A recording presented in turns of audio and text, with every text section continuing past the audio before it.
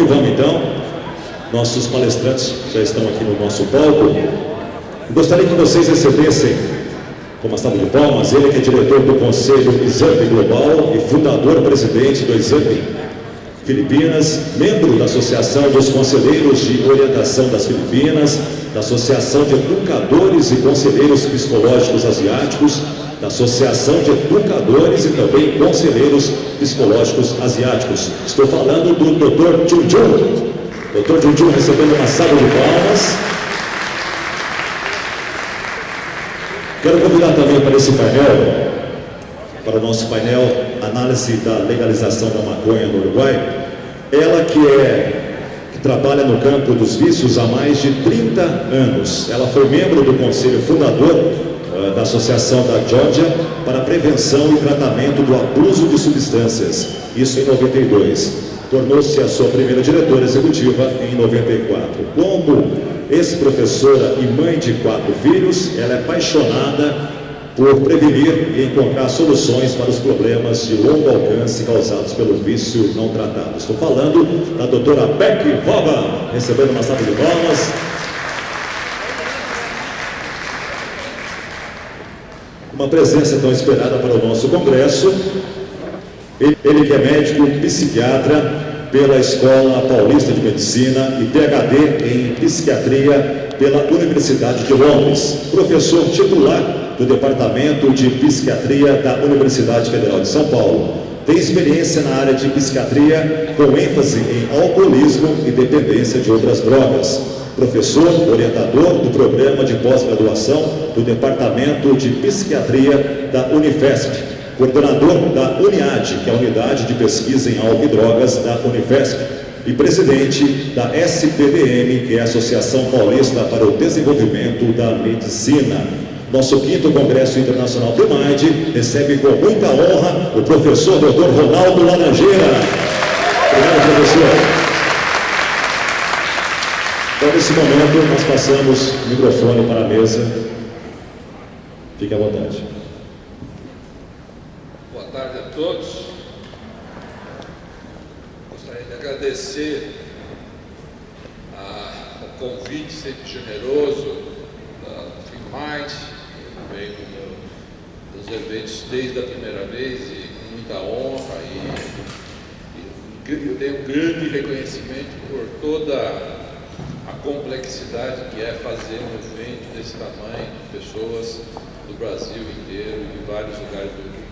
Então, é um lugar de debates e que tem uma continuidade, porque aqui no Brasil é absolutamente necessário. Então, eu realmente gostaria de agradecer o convite e também agradecer a presença de todos que ficaram aqui na sexta-feira à tarde para participar dos argumentos em relação às legalizações de algumas drogas. Agradecer também os colegas que vieram de outros países e que estão aqui trazendo esse sabor internacional, né, para o evento. Nós acordamos que eu vou fazer a primeira parte da apresentação. Quanto tempo eu tenho mesmo? Quanto tempo eu tenho? Quantos minutos? 20 minutos, pode só. Me dá um toque em 15 minutos, por favor. Eu acho que na nossa região, o Uruguai foi o primeiro país a mudar a política em relação à maconha. O que eu acho que é importante, né, é como que as leis foram mudadas. Né? Foi mudada no Uruguai. Foi feito pelo Senado uruguaio, né? Não foi feito um plebiscito em relação ao que a população uruguaia acha sobre isso, que esse, pelo modo de ver, a grande questão de alguns setores que têm influência política poderem ser convencidos, né? Porque o convencimento do poder econômico não é necessariamente o que a população acha, mas é porque alguns grupos econômicos possam influenciar o poder de decisão de alguns lugares. Eu acho que isso influencia, no meu modo de ver, toda a região. Porque o que é falado é que se você legaliza ou cria um sistema que vai ser vendido em farmácias, que vai ter um controle estatal, que é mais ou menos o modelo uruguaio, e que isso vai dissolver o tráfico como por encanto, isso não vai acontecer. Porque as experiências de outros locais que aumentou, que já teve uma legalização até mais aberta, é que existe um aumento do tráfico. Basta ir, por exemplo, em Amsterdã, né, do lado dos coffee shops, você vai ver todo um tráfico de drogas, não só de maconha, e que é atraído pela experiência, por exemplo, holandesa em relação a outras substâncias. Então, a experiência holandesa, que já ocorre há décadas, não é exemplo para o mundo nenhum, que ninguém gostaria de ver a experiência de legalização. Eu, no final da minha apresentação, eu vou dar uma experiência brasileira do que é a legalização de drogas aqui no Brasil. Mas o risco, do meu modo de ver, de ter um país vizinho, é que possa facilitar ainda mais o crime organizado a distribuir drogas. No Brasil, nós temos uma peculiaridade, né, em relação ao crime organizado. Quando a gente vê filmes do Pablo Escobar, que transportava toneladas de cocaína da Colômbia para os Estados Unidos, é um tipo de crime organizado que vivia do grande tráfico internacional. No Brasil, os nossos crimes organizados, as nossas agências de crimes organizados, como o PCC, o Comando Vermelho e outros, os amigos dos amigos, e vários, não tem tantos, mas tem significativos, eles se especializaram no varejo da droga. Essa é uma grande diferença para a gente ter, para entender, né, o Brasil em relação às nossas organizações criminosas.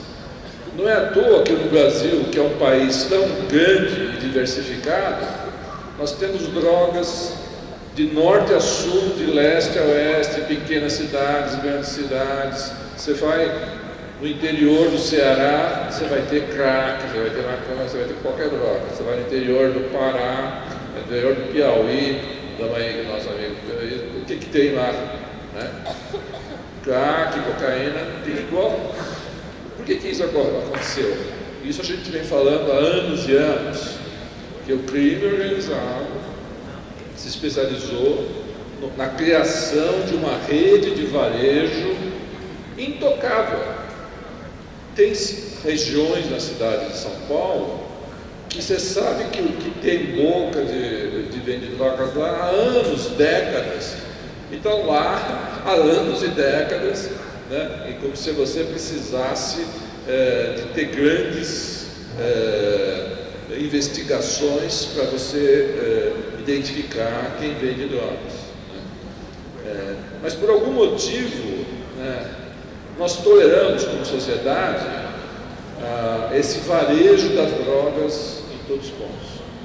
E eu acho que nós não temos inteligência, combinação do setor saúde com o setor judiciário, com o setor policial, para conter essa rede de crime organizado e de varejo das drogas.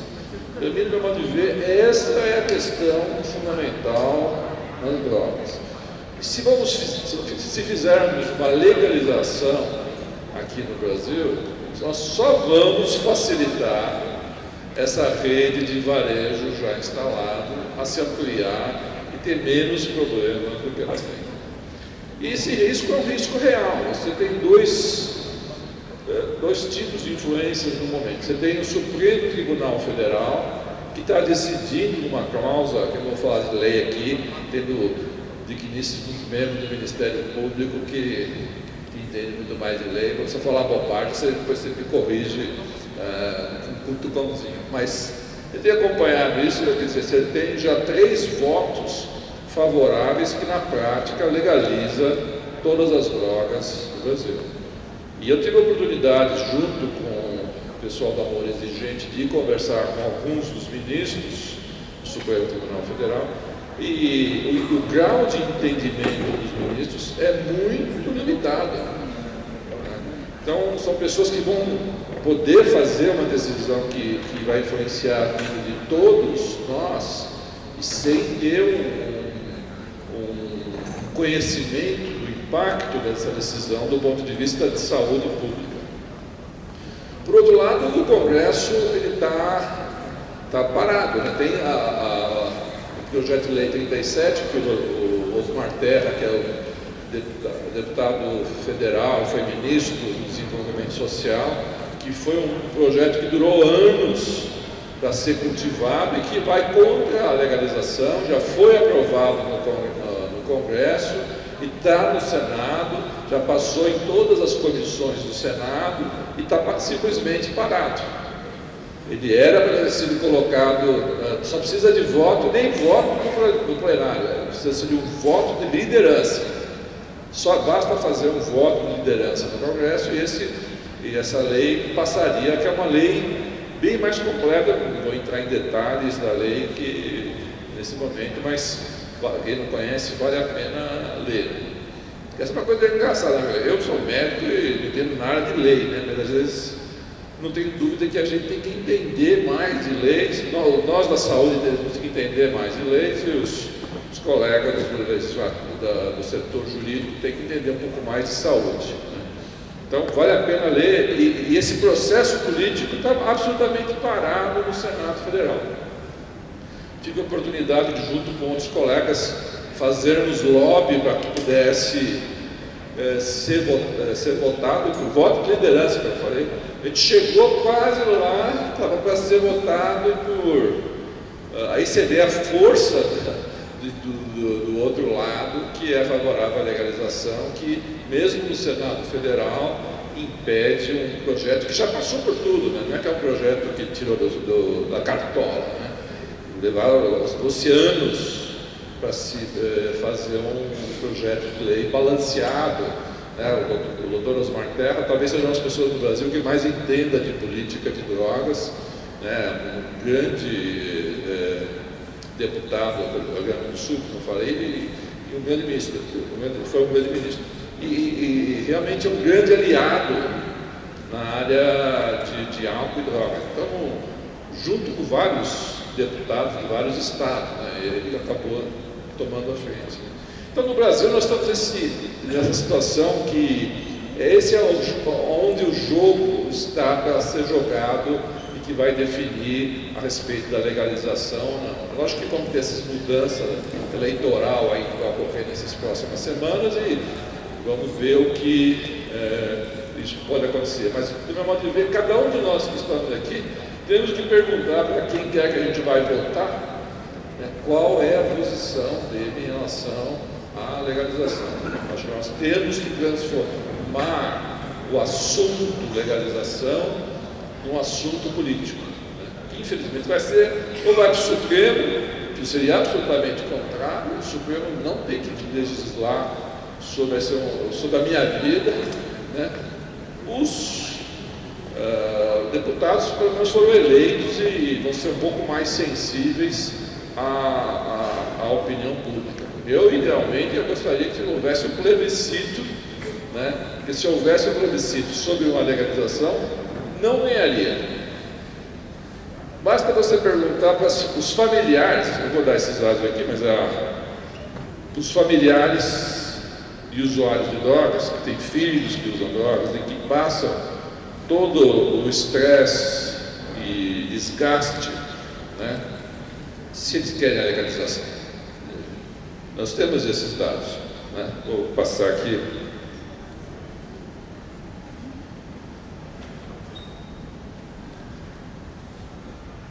Oi? Vira aí.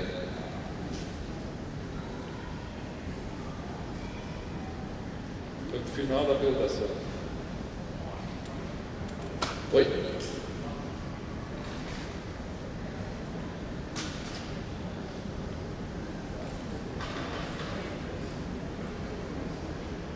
Bom, bem para frente esse primeiro aqui.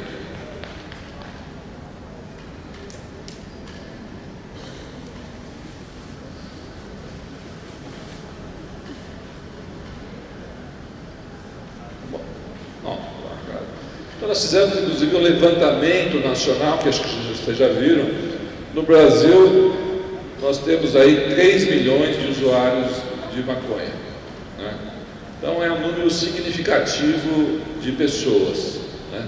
Em termos de adolescentes, você tem aí pelo menos 500 mil de adolescentes usando drogas, e esse número já vem aumentando tempo a tempo, né?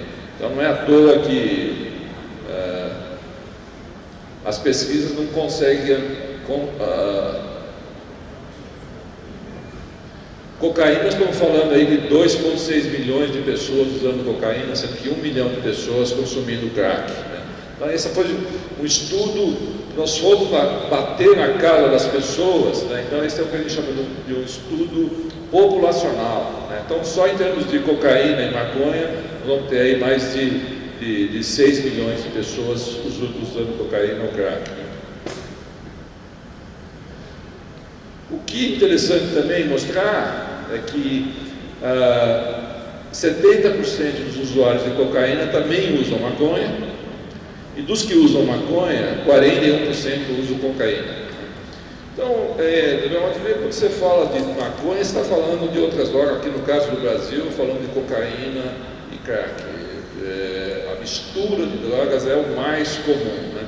Estamos falando de pelo menos 2 milhões de pessoas que usam maconha e cocaína concomitantemente. Acho que esses são os melhores dados que nós temos no Brasil, né?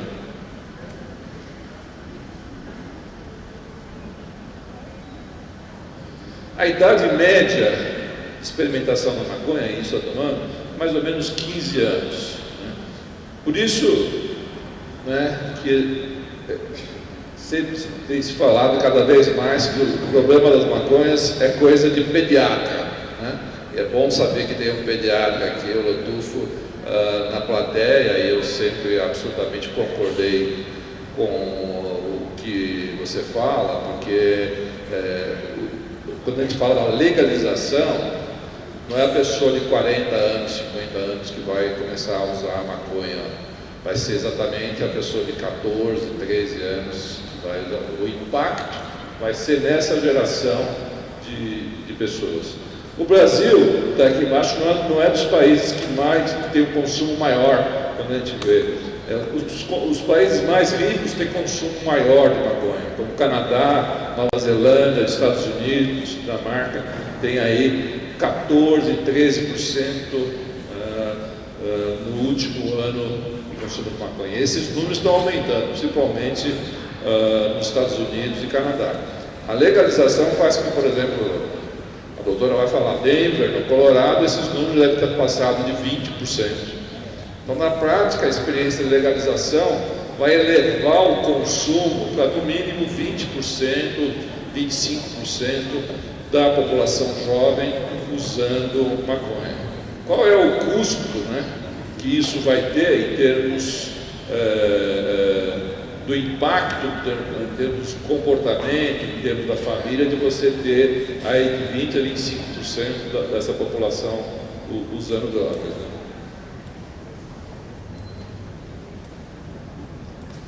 Ou eu estou errado ou o negocinho não é errado aqui. No caso da cocaína, nós somos o segundo país depois dos Estados Unidos, com 2,6 milhões de usuários de cocaína.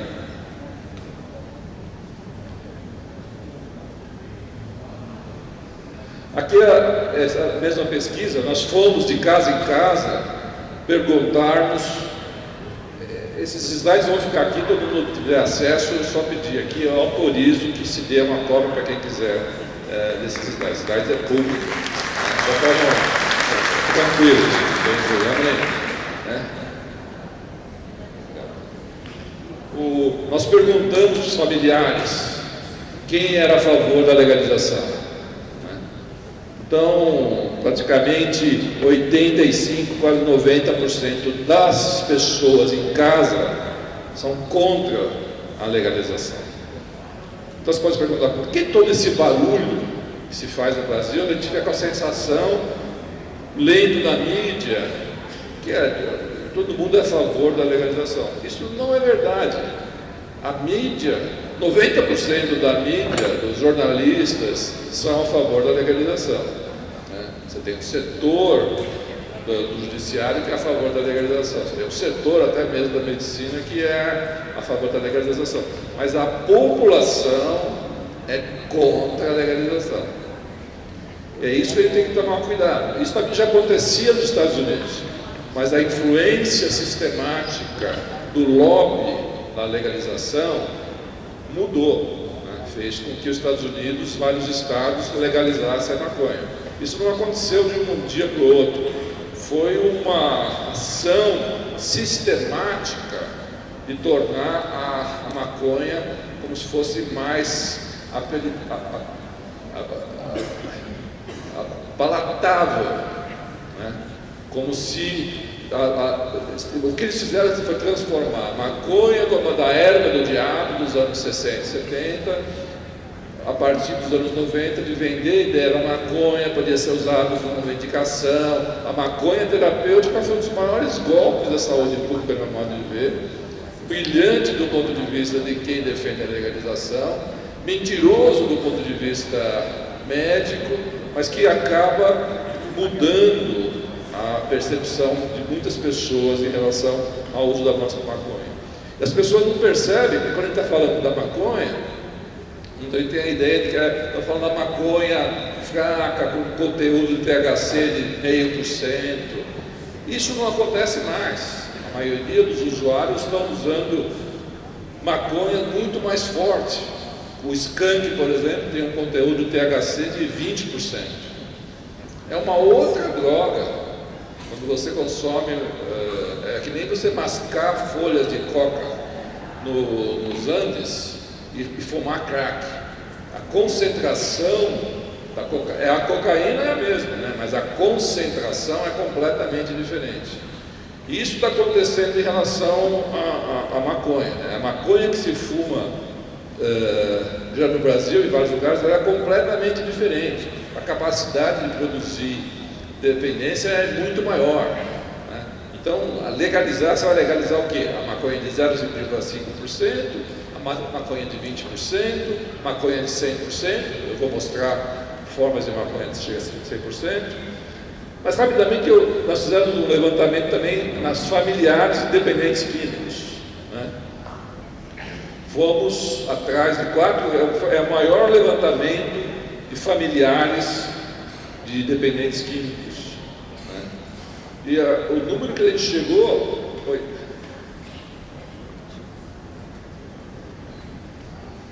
Você tem 28 milhões de pessoas que vivem hoje no Brasil com um dependente químico. Para cada pessoa que usa droga, você vai afetar 4 pessoas. Esse é um argumento muito importante. Quando se fala que legalizar a droga tem a ver com comportamento individual, isso não é verdade. No mínimo a droga afeta, se for um adolescente, afeta o pai, a mãe, o irmão.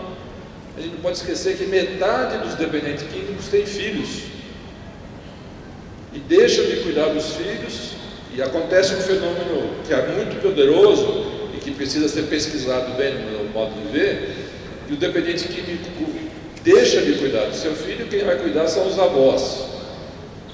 Os avós não têm idade nem energia, muitas vezes não têm dinheiro para poder cuidar dos filhos dos dependentes químicos. Então, toda vez que falo que o uso de drogas é um comportamento individual, eu quero cair da escada, porque isso não é verdade. Quem está na linha de frente, nos cuidados da pessoa com dependência química, sabe que não é verdade. Sabe o sofrimento que as famílias passam ao ter que cuidar com alguém com dependência química. Sabe dos avós que tem que cuidar dos netos porque o filho ou a filha enveredou pelo uso de substância. Então, esse dado é importante. Assim, quando a gente fala de legalização, tem que falar de que afeta não só o indivíduo, mas todo o sistema familiar.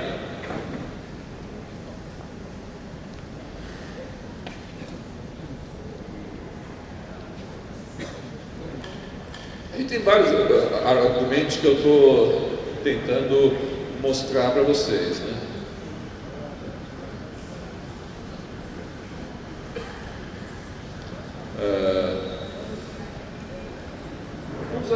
As pessoas falam, nós perdemos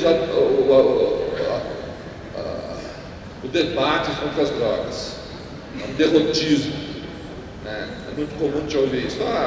Não deu certo a política proibicionista. No Brasil nós nunca tivemos uma política de drogas que pudesse ser chamada de política de drogas. Então não fomos derrotados em nada. Eu nunca tive isso, né? Nunca vi uma política de drogas consistente, com prevenção nas escolas, com prevenção na família, com prevenção de não deixar o crime organizado tomar conta. Nunca foi feita uma política de drogas no Brasil. E as pessoas têm argumento de que fomos derrotados, então vamos deixar de fazer o que a gente teria que fazer. Isso para mim é um argumento absolutamente enviesado, né? O terceiro caminho realmente você tem que, a política de drogas tem que seguir não é uma guerra às drogas, nem a legalização, tem que ser políticas baseadas em evidências, né? E a gente tem uma série de políticas que possam ser seguidas, né? Falei já isso, que a potência da maconha aumentou.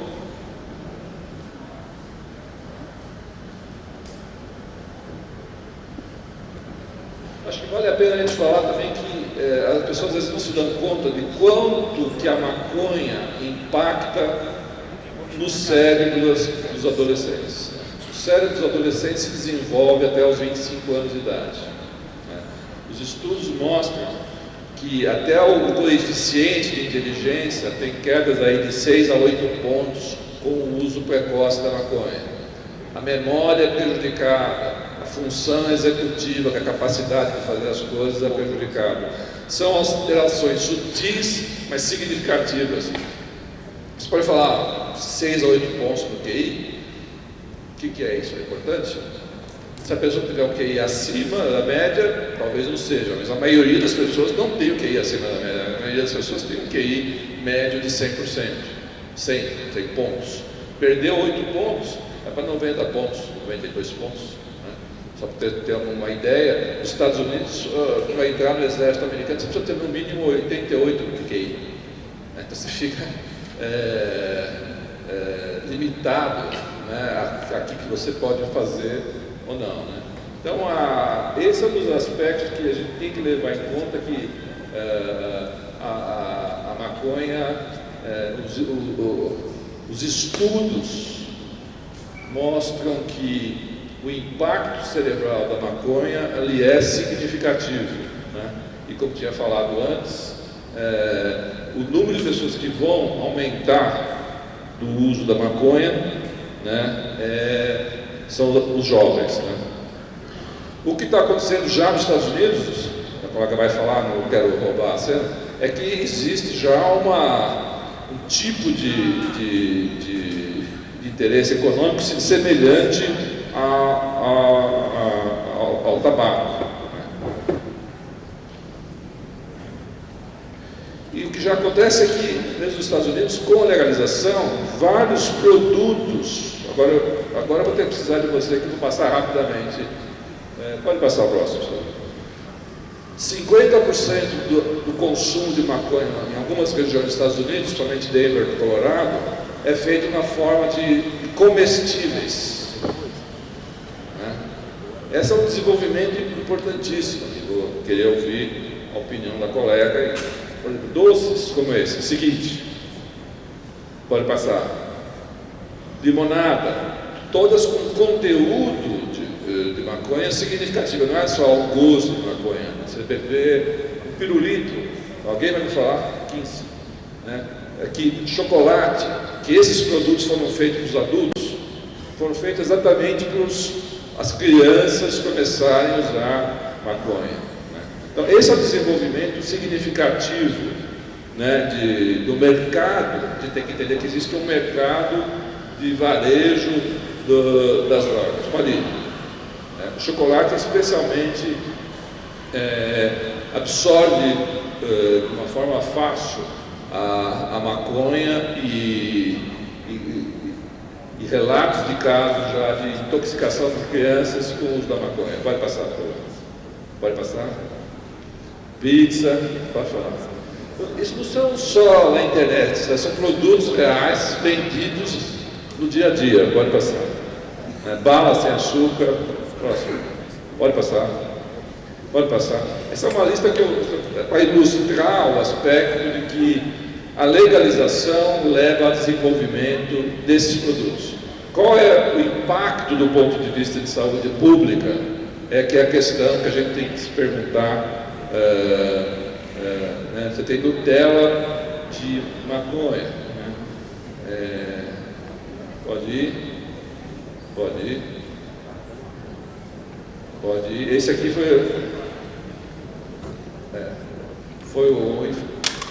ganhou várias medalhas olímpicas na natação, mas fazendo propaganda de sucrilhos com maconha. Próximo, por favor. Próximo. Próximo. Próximo. Próximo. Pode ir. Pode ir. Pode ir. Pode ir. Vai. Aqui, só queria falar um pouco mais. Esse acho que é um dos produtos que mais me preocupa do ponto de vista que é o cigarro eletrônico com maconha. Né? Mistura isso com vaping, né? São vaporizadores que você vai conseguir usar maconha. Aqui no caso, ele está acostumado de substituição de cigarro, né, nicotina, por cigarro eletrônico. Aí você pode só colocar o kit e colocar THC em cima da maconha, que pode chegar a 100%. Do meu modo de ver, isso vai mudar completamente o mercado da droga. Se você tiver, pode passar? Custa $40. Né? Não é nenhum nada. Né? Com $40 você pode comprar um dispositivo que vai poder te dar maconha em altas doses e de uma forma muito fácil. Próximo, por favor. Próximo. Pode passar?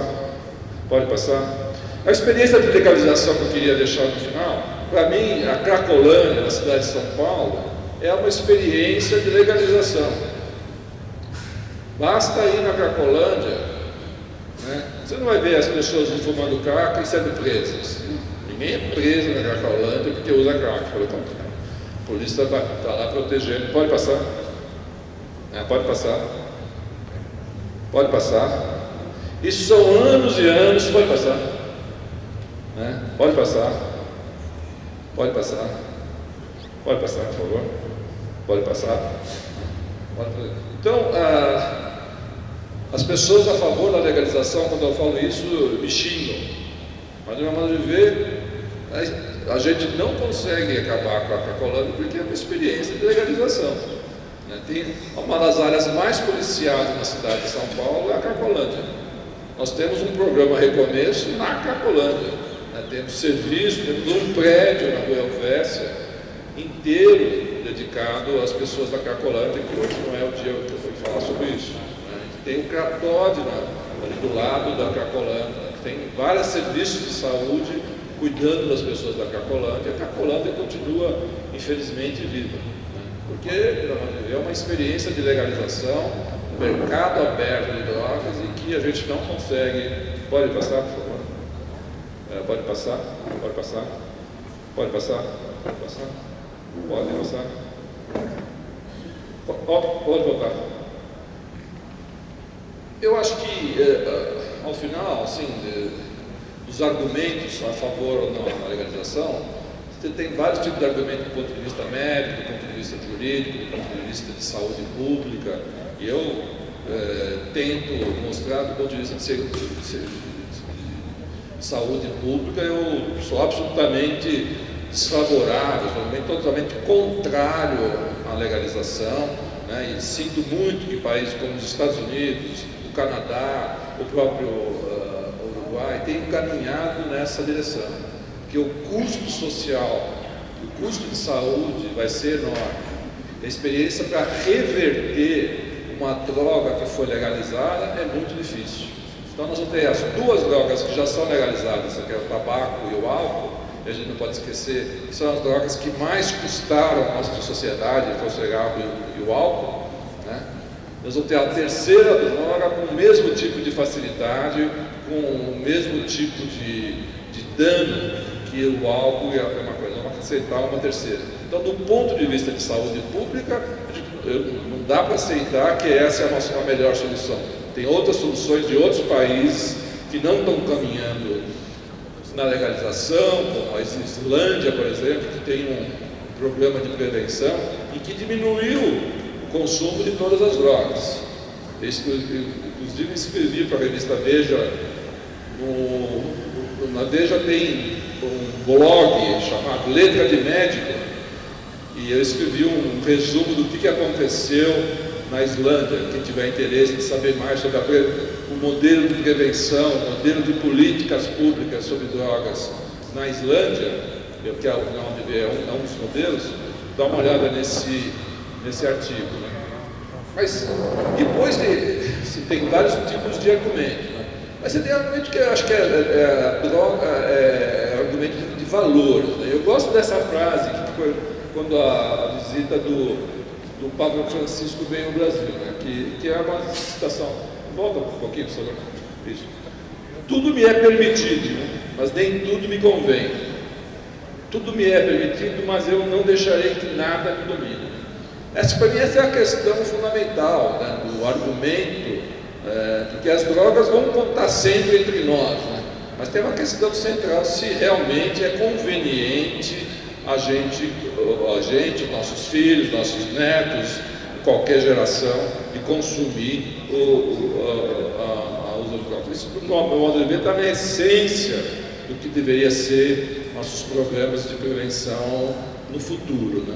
Que eu espero que a gente consiga convencer, né, não a população, convencer os atores políticos, né, a investir em prevenção. Que é isso que eu espero que essa tarefa de todos nós nos próximos muitos anos. Agradeço a atenção, desculpe aí pela confusão em relação aos slides, mas agradeço a atenção. Obrigado.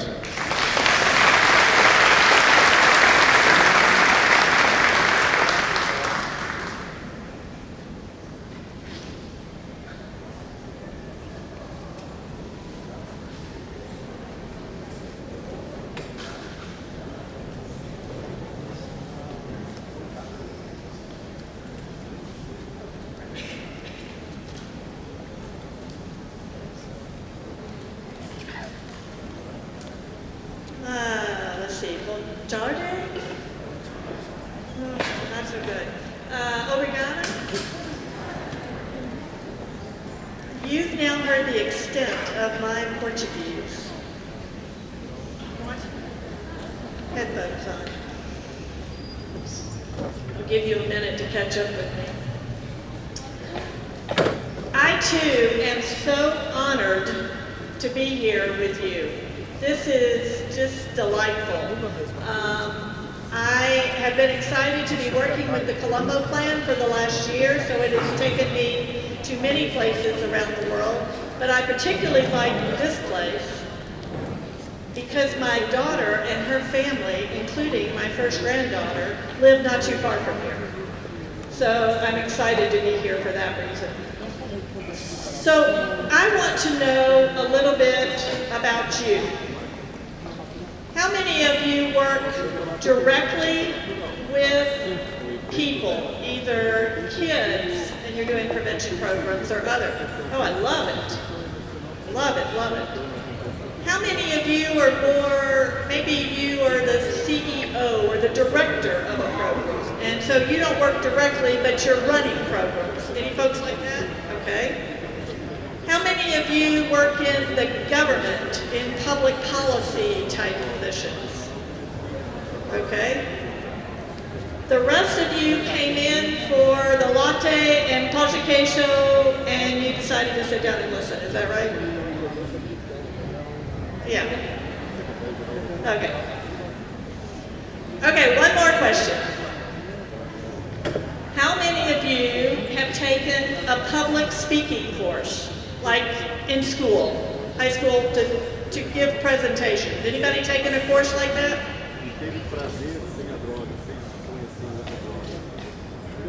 We make most of our students in the United States take a course like that. And many of them are told that if they get nervous, just to picture their audience in their underwear. You think it's a good idea?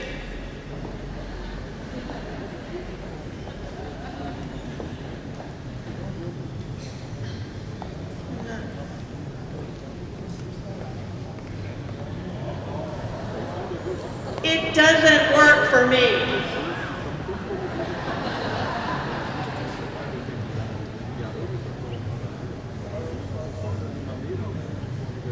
So this is how I picture my audience. You are the superheroes of your community. Nobody thanks you enough. Nobody tells you what a great job you're doing, but you are the superheroes. And I want to make sure that I thank you. Obrigado.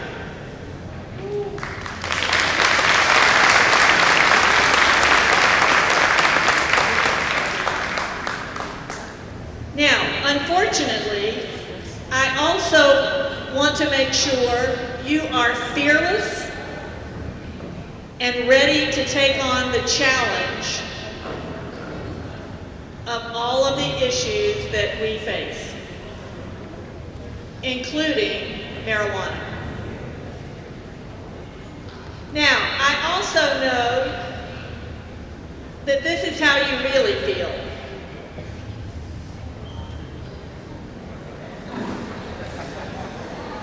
See? Yeah.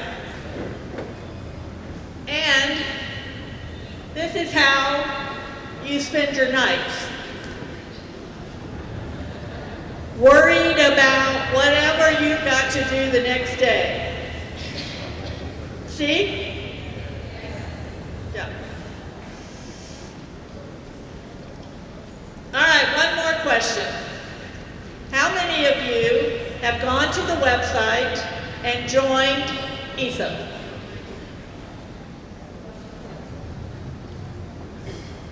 Not bad, not bad. My dad is a minister in a church, and he used to stand at the back door and not let anybody out until they gave money to the church. So I know how to do that. I can stand at the back and not let you out until you join ESOP, okay?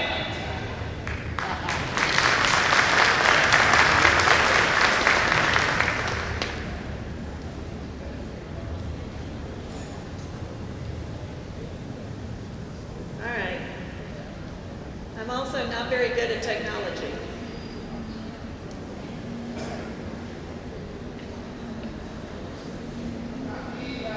No, that went straight to the end. What happened?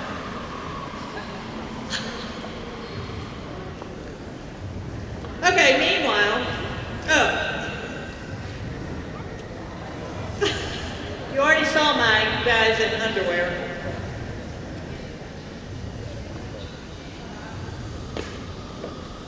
Okay, now we're going to talk about cannabis and marijuana.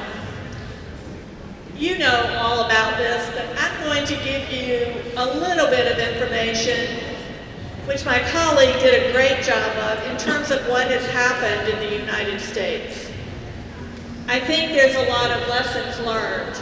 These are two very good resources. I'm sure you'll be able to get my slides later, so if you're interested, you can find them.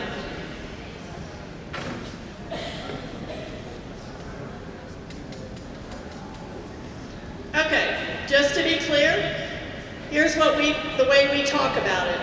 Marijuana, herbal cannabis, and cannabis resin hashish, two different terms, is the most commonly used illegal drug in the world. Most commonly used illegal drug in the world.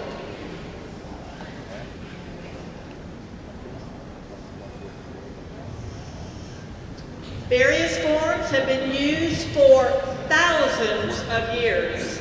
This is not a new drug.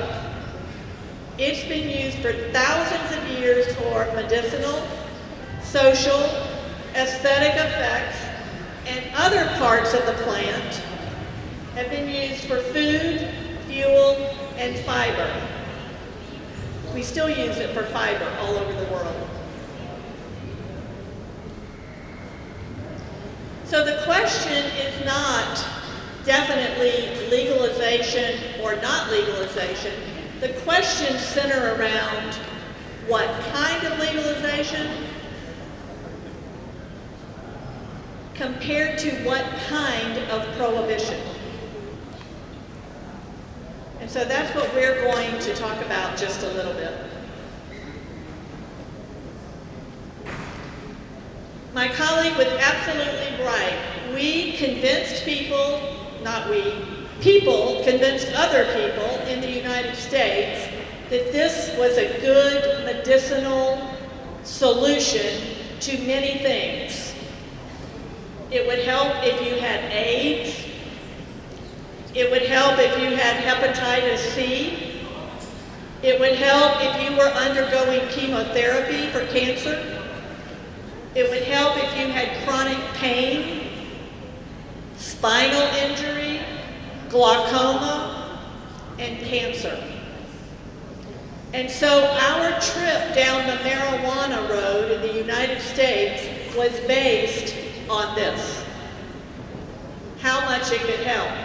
Now, in actuality, there are some medicinal values, but you don't necessarily have to have the THC in order to do that. And that's the part that kind of got lost in the conversation. So right now in the United States, 63%, well over half, are living in states that permit you to legally use marijuana. We have now crossed the threshold, we're well over half, which basically means, and let me remind you, the United States is not a country, it's a federation of states. And when states start moving in one direction, you'll watch as other states follow along. And that's what's happening in the United States. So, you already know there are several ways, and my colleague pointed that out well. You can smoke it and inhale it. So many edible products. And again, my colleague was right. The number of emergency room visits in the United States, in the states where it's legal to buy these edibles, has skyrocketed. So many children are having to be taken to the emergency room because they got into edible marijuana. And he's right, the potency of these products is very high. And you'll see, just from the pictures, the number of things that look very attractive to children.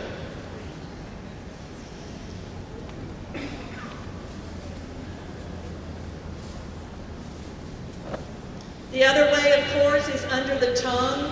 It's the fastest way to get it into your system. And many people have discovered that and they're using this method. And then finally, the last way is through skin absorption.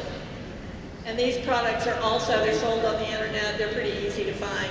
and they also are quite effective.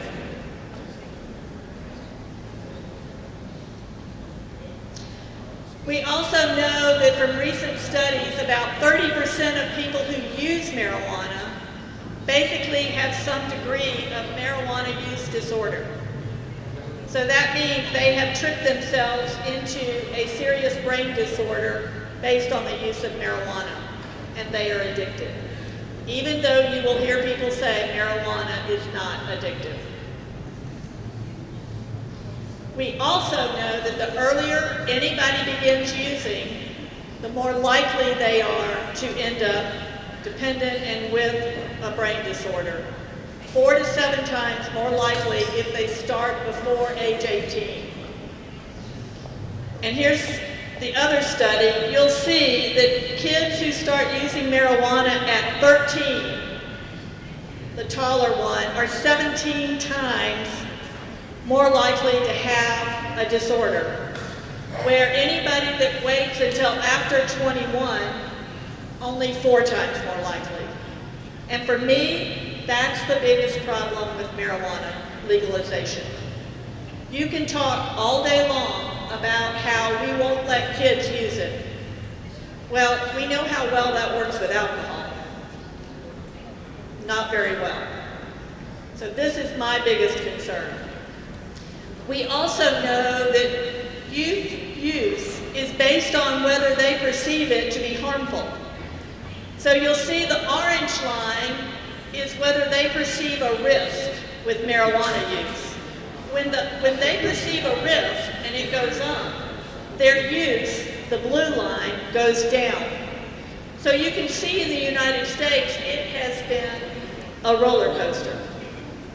They perceive a risk and they don't use. And then suddenly there's enough advertising, enough people talking about how it's fine. It's no worse than anything else. And suddenly their use goes up. And you can also see from studies in the United States that their perception of risk has gone down, down, down. The red line is 13-year-olds. The yellow line is 15-year-olds, and the green line is 18-year-olds. And 18-year-olds absolutely do not see that there is any risk in marijuana. So that's one of our biggest problems. You can also see, as my colleague pointed out, all of the bars that are in red are the states where marijuana is now legal. And the use by kids ages 12 to 17 is obviously, much higher in the states where it's legal. But they keep telling us that they're not letting kids use. And he also pointed out one of our great studies that show poor long-term memory in adulthood as a result of marijuana use on developing brains. And this is serious. The whole issue is using it on developing brains. Now, more than likely, if I decided I wanted to use marijuana in my home and not drive, there would not be any serious health effects. That is not the issue. The issue is what it does to the community. This is another study that probably alarms me more than anything, given the fact that I am in an airplane a whole lot of my life. They did this study where they took 10 pilots, they gave them 19 milligrams of THC, made them wait 24 hours, and then put them on an 8-hour simulator as if they were flying the plane. They did horribly. In most cases, they crashed the plane in the simulator. But here's the real issue. Well, the pilots themselves reported no awareness of impaired performance. They thought they were fine. And that's the other biggest problem with this. People get in cars and drive because they think they feel fine. It's not like alcohol. So alcohol, we know, it has a negative response when you drink too much. At low dose may actually have some benefits. And we know that if you drink for an hour, it will take 3 hours to metabolize out of your system. We have those kinds of information for that drug. We also know how opioids work. We know that they treat severe pain. We know they have predictable side effects, and we know the dose curve and how that works. We know nothing in these terms about marijuana. Every single person reacts differently to how they used, how much they used, and how long it takes to get out of their system. Some people can be drug tested 30 days after they used marijuana and it shows up in their system. Some people can be drug tested a week later and it doesn't show up in their system. So we can't even develop the protocols like we have with these other two things because we have so little information and it's so random. So most countries forbid growing, selling, and possessing, which basically makes lawbreakers out of more than 125 million people are currently breaking the law around the world because this is illegal. Now we start getting into the flip side of this in terms of why should we be looking at either less prohibition or some kind of legalization. People who have used in the past year and also those who supply. So both groups are lawbreakers. In the United States alone, this is a $40 billion industry. So we can talk all day long about how this is harmful, we shouldn't be doing it. All true. This is a $40 billion industry, and that's what we're up against. In the United States, the advertising that was done by these folks to get it passed in the States was tremendous. Of course, they have the money, opposed to us poor little provincial people who had a very difficult time fighting during the campaigns for this. This is the other thing you hear. Legalizing would replace illicit markets with above-board industry and provide revenue. This is probably the main reason why states in the United States have passed legalization. They see it as a huge revenue stream, big business, and they keep saying it'll get rid of the black markets. We got plenty of states where there's plenty of black markets still going on because you can buy it cheaper. Now, Uruguay, in their defense, they made the decision when they started to not tax the sales of marijuana because they wanted to keep the price down at the level of the black market, and their goal was to get rid of the black market. I commend them for that. However, I doubt that they are not currently looking to the future. They currently have big taxes on alcohol and big taxes on tobacco. I'm sure they're considering when they can get to the point where they can bring revenue in on taxes on marijuana.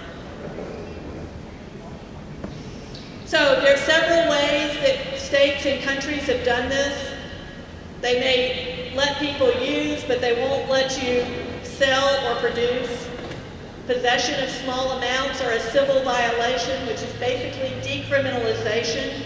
Several countries have done that, and several states in the United States have done that. Use and sale of small quantities may be tolerated, like the Netherlands. That's pretty much what they do. Wholesale distribution is forbidden.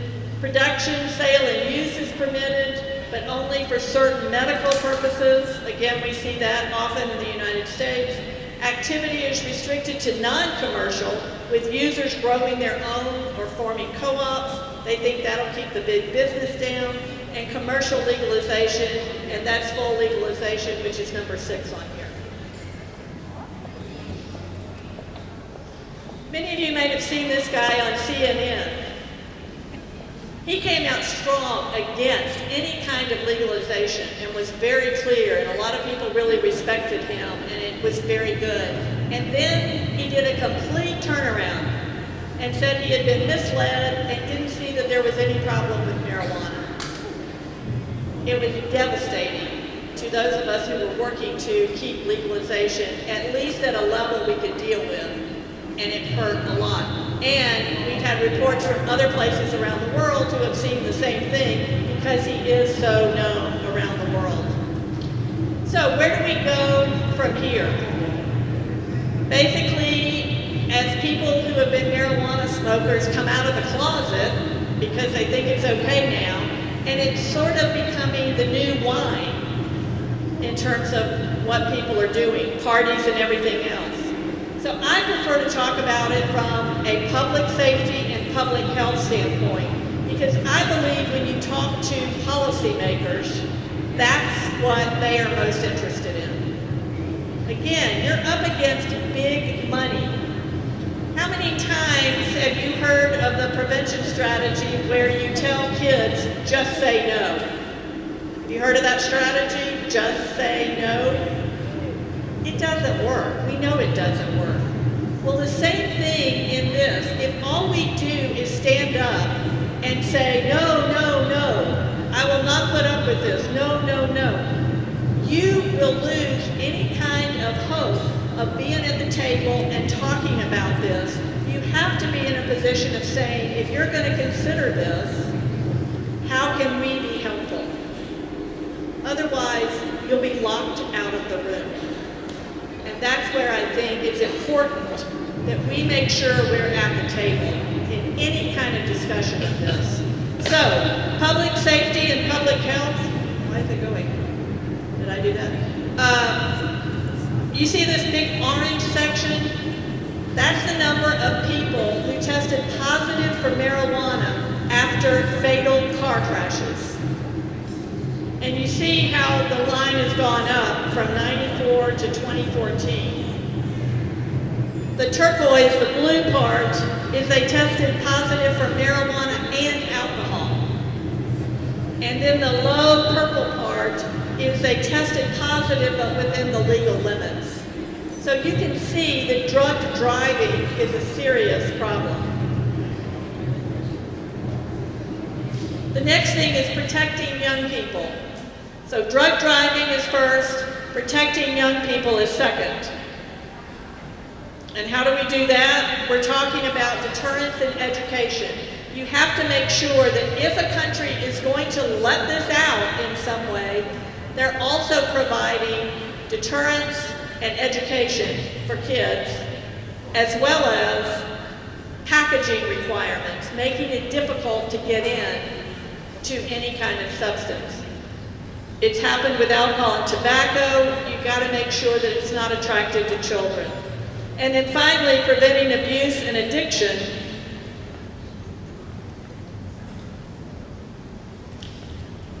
More users, easier access. More abuse leads to addiction, and we know that.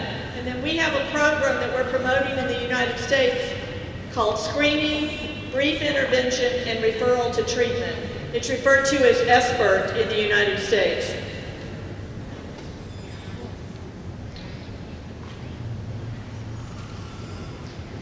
The Brookings Institute, a well-known institute in the United States, just came out with a great study, or a thorough study, on what happened in Uruguay. It's great. It gives a lot of good basic information that I think any other country can learn from in terms of what they're doing.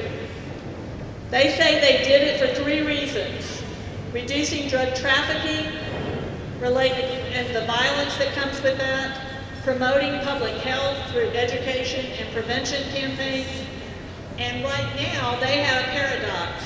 In Uruguay, you were allowed to use marijuana, but you were not allowed to possess marijuana. And that doesn't work very well, so they were trying to solve that problem. At the same time, the report talked about what has happened after a year and how it's working. And right now there are a lot of problems. However, Uruguay did put some of the strongest restrictions on this as any other country or state in the world. And that part was pointed out as something that people should look at if they're considering it. So, action steps for you. Work with your partners in the other country. This needs to be a big group to access and determine what that current landscape is. My colleague talked about how your public opinion here is high, which is good for you. But there are 3 areas where it can happen: medical use, decriminalization, or full legalization.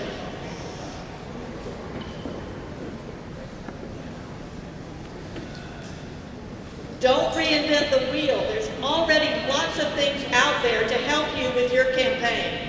Even the United States, some of the stuff that's been done there can be very useful to you in terms of adapting. Washington and Colorado, our first 2 states, have some amazing stuff on recreational marijuana so that you can use some of that data and statistics.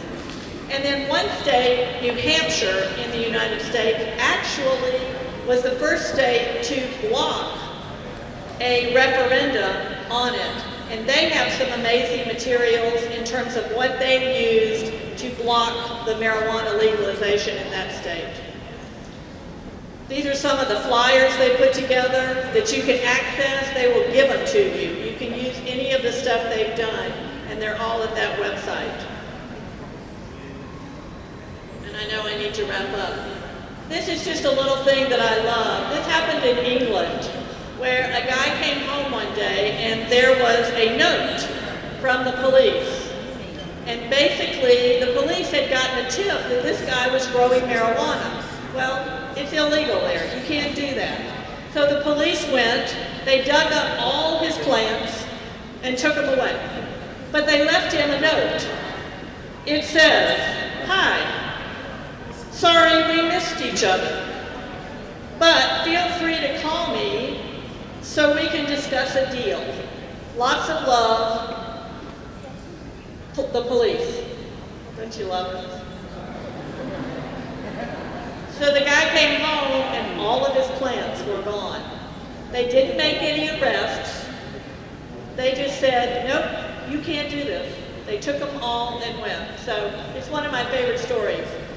So the goal here is for you to develop a plan so that you can deal with this issue here in Brazil. And that's what it's all about. And you've got the greatest resource in the world to make that happen. Because you don't want to be caught on the morning after wondering what happened when everything was done where you weren't looking. You know, the morning after deal. Because instead, I want you to be the "you did it" baby and be able to be proud of what you did to protect the children and other folks here in Brazil. I am so proud of you. I am so proud that you are here. There's a million other places you could be right now. But I am so impressed with what I have seen, the passion, the knowledge, thirst is amazing here, and I am just thrilled to be part of it. Here's my information. I'm happy to answer any emails, talk to anybody about any of this, but good luck and thank you for what you do. Over and out. So, good afternoon. I did not prepare any slides, and I think my colleagues here have covered everything else on the science. And so maybe for me, I will talk from the perspective of somebody who, I used marijuana at the age of 12.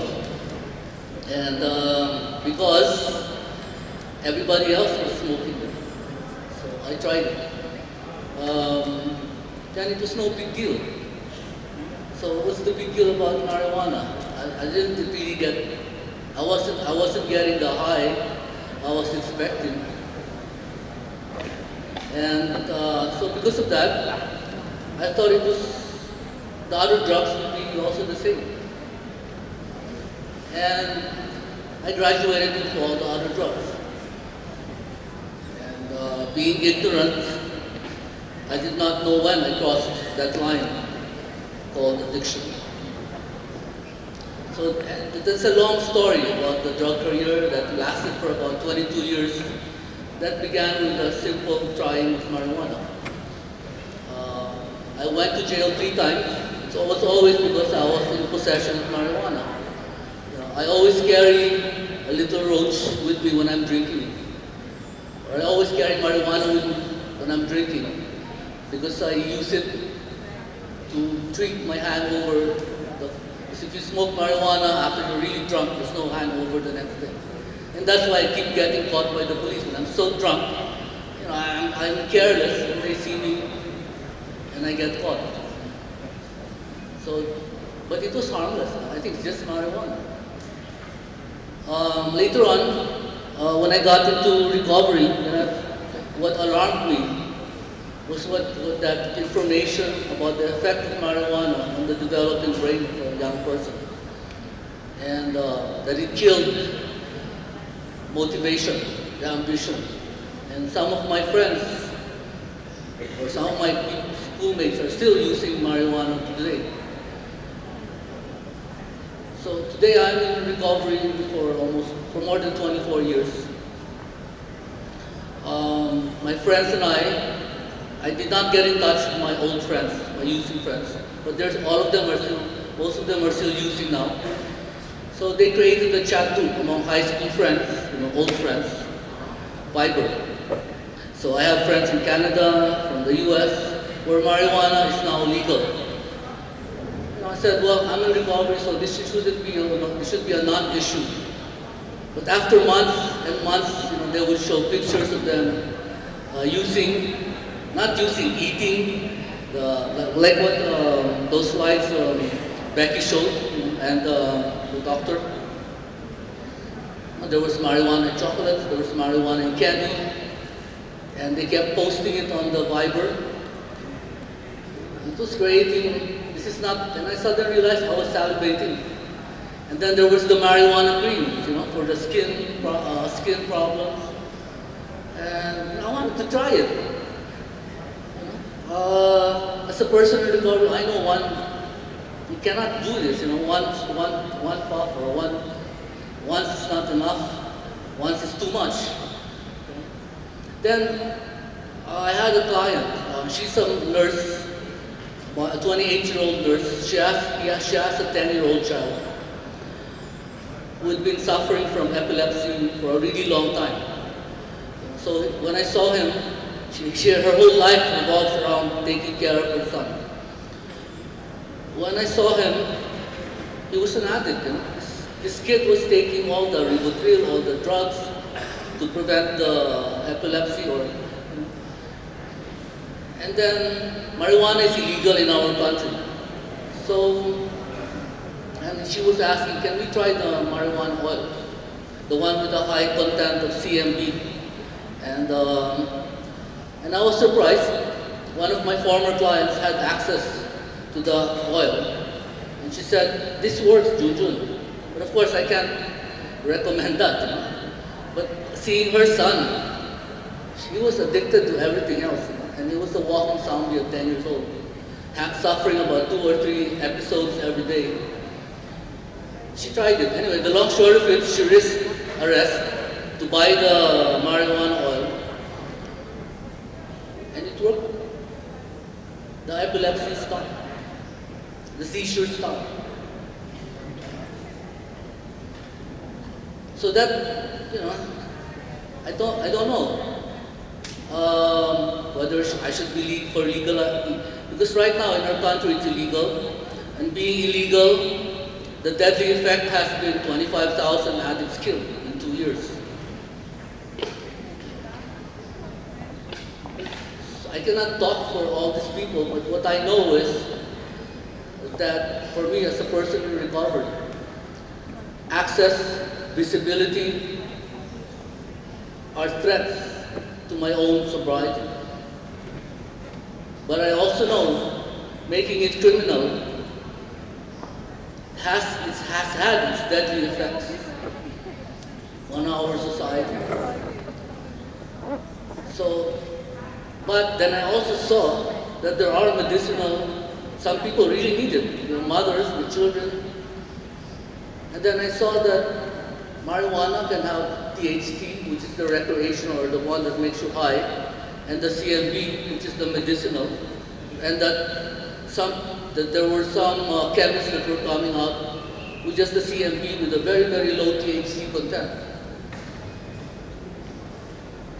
So is it possible that instead of legalizing it, it can be classified as a controlled substance and make it illegal for the recreational?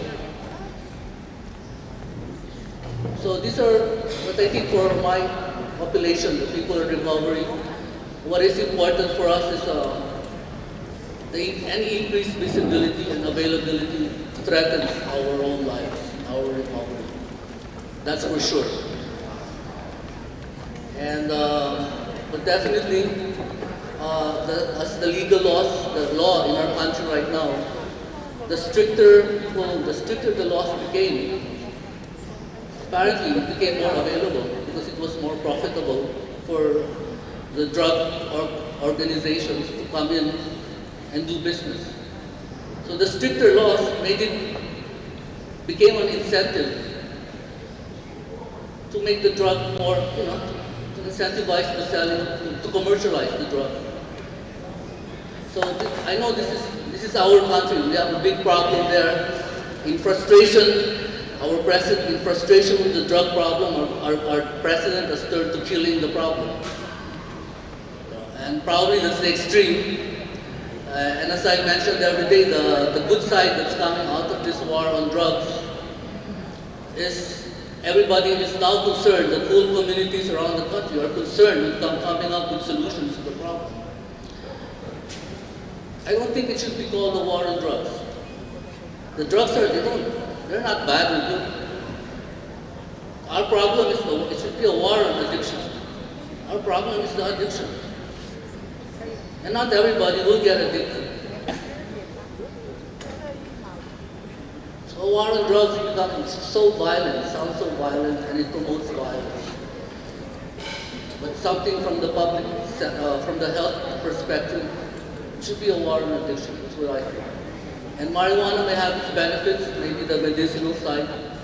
But for us, again, I repeat, anything can be a threat if it's more. If I keep seeing advertising, candies, chocolates with marijuana, I will try it eventually. If I go to the barbershop without any hair, but it will grow, my hair will grow, then I will get a haircut anyway. So I think I'll stop there, my sharing, because we're a bit over time, and I'll devote the rest of the time to questions from the audience. Okay, thank you. It's been an honor, and thank you. Oh yeah, I had a very interesting session this morning. And I'm really inspired by Free Minds have achieved here.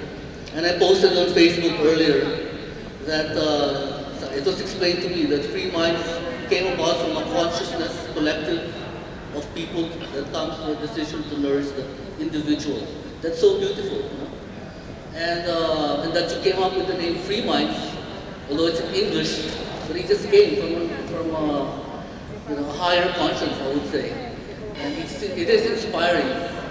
To see many sectors come together in a forum like this, and it's something I hope the other national chapters, Philippines, and in the other countries, Kenya, that we can, it's a benchmark we can aspire for. So thank you, it's a great honor.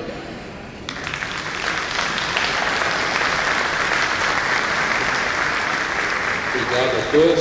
Nós temos tempo para duas perguntas. Se alguém quiser, venha, por favor, aqui na frente, faça diretamente, senão eu vou fazer as perguntas. Por favor. Então, bem, já estão escolhidos. Pode vir, por favor. Já pode vir.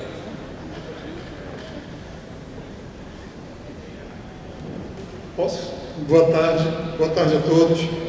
Professor Ronaldo, uma das maiores polêmicas, que tem recentemente entre os grupos e as pessoas que lidam com a questão da dependência química, como o senhor citou, que é o PL 37, falei do professor Osmar Terra, que esteve até conosco alguns meses atrás em Belém do Pará, nosso convite. E a outra, ela é um pouco mais antiga, não chega a ser uma polêmica, mas essa é a minha questão realmente. Primeiro, a lei do professor Osmar Terra, se há um lobby dos que defendem a aprovação já dessa lei no Senado. E a outra é a questão daquele documento sobre o álcool, eu acho que de uns 6 anos atrás, que o senhor participou, foi coordenador da construção. Se houve algum avanço junto à legislação e aos legisladores nesse sentido. Obrigado. Obrigado pela pergunta. Assim, eu acho que, infelizmente, do ponto de vista legislativo, está tudo parado. Acho que uma das coisas mais difíceis, né, daquilo que você perguntou, é você fazer avançar a legislação em relação ao álcool. O lobby do álcool dificulta e muito. No estado de São Paulo, por exemplo, nós temos uma lei que foi um avanço, né, de fiscalizar os locais onde menores de idade consomem álcool. Nós avançamos legislativamente. Mas do ponto de vista da fiscalização, nós ainda estamos longe. Então, tem uma lei diferenciada em relação aos outros estados, mas a implementação da fiscalização está faltando.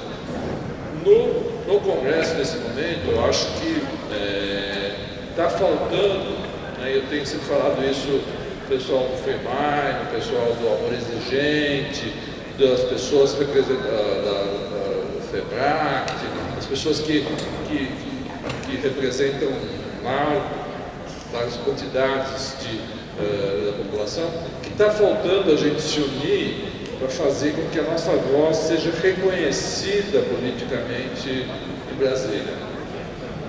Se a gente não fizer isso, o Congresso vai continuar nesse marasmo. Então, se eu tivesse que sugerir, é isso que eu devo falar, sei lá, 2 semanas atrás, que é a tarde toda na pastoral da sobriedade, né, exatamente falando, argumentando que temos que unir, inclusive, todas as igrejas, né, são a igreja católica, todas as igrejas, dentro de uma ação política, de mostrar aquilo que a gente quer em termos de política de drogas. Nós somos muito fragmentados e isso é um problema. Então não vai ser uma pessoa, o setor saúde é muito frágil, vou ser sincero para você, né? Como médico, é frustrante você ir no Congresso, falar com o Supremo Tribunal Federal. Eu acho que é muito frágil para mudar a política. Se não houver uma voz mais forte representando as famílias, né, a sociedade, as igrejas, nós vamos continuar estagnando. Para mim, essa é a mensagem. Penso que daqui a 10 anos a gente se encontrar de novo, essa vai continuar sendo a tarefa a ser desempenhada. Segunda e última pergunta. Boa tarde. É assim, tanto o doutor como a doutora apresentou vários gráficos com estatísticas, com evidências científicas, né? Então eu queria saber se tem como os dois disponibilizar em algum site esses gráficos para a gente usar como argumentos. Então, essa é a minha apresentação, o pessoal do FreeMind vai distribuir, espero para todos vocês. Eu acho que a Beth também, o site do estudo, né? Como é que é? A estudo, tem lá o site da Uniad, né? uniad.org.br, que é da minha equipe, está tudo lá. Todas as minhas apresentações estão lá. Mas eu acho que essa que eu dei hoje para ele, porque a informação é válida, né? E a gente sabe que a mídia, né, não vai colocar para frente esses argumentos. A mídia não é nosso aliado. Se você for ver, os grandes veículos de comunicação, eles são favoráveis à legalização. Não estou querendo instigar, a Rede Globo é favorável à legalização. Os grandes jornais, a Folha de São Paulo é favorável à legalização. diria que 99% dos jornalistas que vêm falar comigo vêm me perguntar porque eles sabem a minha posição, é só para usar a minha opinião como uma linha na matéria que ele quer fazer favorável à maconha. Então, a gente tem que ter essa consciência de que a mídia não vai nos ajudar nessa campanha, também como não vai nos ajudar no álcool. Então, nós vamos ter que achar outras formas de usar os nossos argumentos, né? Por isso que é tarefa nossa, da mesa toda aqui, disponibilizar os argumentos, os gráficos, o que quer que seja, que todo mundo tenha acesso a poder usar, aí sim, quando falar com políticos, qualquer político, na maioria vezes, do vereador da menor cidade do Brasil ao senador, ao presidente, a gente tem que usar qualquer oportunidade para convencer o político dos nossos valores. Se a gente não fizer isso de uma forma organizada, vai acontecer. Infelizmente, os Estados Unidos não foi um bom exemplo. Tem que aprender o que aconteceu nos Estados Unidos. Ano a ano, o lobby da maconha vem ganhando, por isso que se legalizou em vários estados. Do meu modo de ver, é a ação de um lobby absolutamente bem organizado, que teve a estratégia de transformar a maconha terapêutica, de mudar a atitude das pessoas em relação à maconha, de mudar a percepção de risco em relação à maconha. Isso levou anos, e foi por isso que os estados foram legalizando, que a lei federal americana veta a uso da maconha, ela não favorece a legalização, mas os estados têm essa autonomia até eventualmente um momento que basta chegar que o presidente faça prevalecer a lei federal e não a lei estadual. Então, eu acho que é uma pena que tenha acontecido isso nos Estados Unidos, porque acaba influenciando todos nós aqui, né? Mas o que nós temos que aprender com essas experiências dos outros países o que a gente vai ter que fazer para não deixar acontecer o que aconteceu nos Estados Unidos, no Canadá e no Uruguai. E aí, eu acho que eventos como esses são fundamentais para a gente estar junto, se sentir fazendo parte de uma comunidade que é contra a legalização. Tem que dar a cara para bater. Eu dou a cara para bater nisso, né? Não tenho vergonha de dar a cara para bater. Acho que cada um de nós que acreditar nisso tem que ter a obrigação de ir para frente. Bom, então eu agradeço a presença dos nossos colegas das Filipinas, dos Estados Unidos, com informações novas sobre esse debate. Gostaria de agradecer a presença de todos aqui. Devido ao tempo, não vou ter que encerrar, acho que exatamente nos 30 minutos, e fizemos o nosso trabalho. Eu agradeço a atenção de todos e agradeço também aos organizadores. Muito bem, uma salva de palmas então bem calorosa do professor Dr. Ronaldo Laranjeira, presente no nosso painel, Dr. Junjun, nosso muito obrigado, doutora Beck também participando desse painel internacional.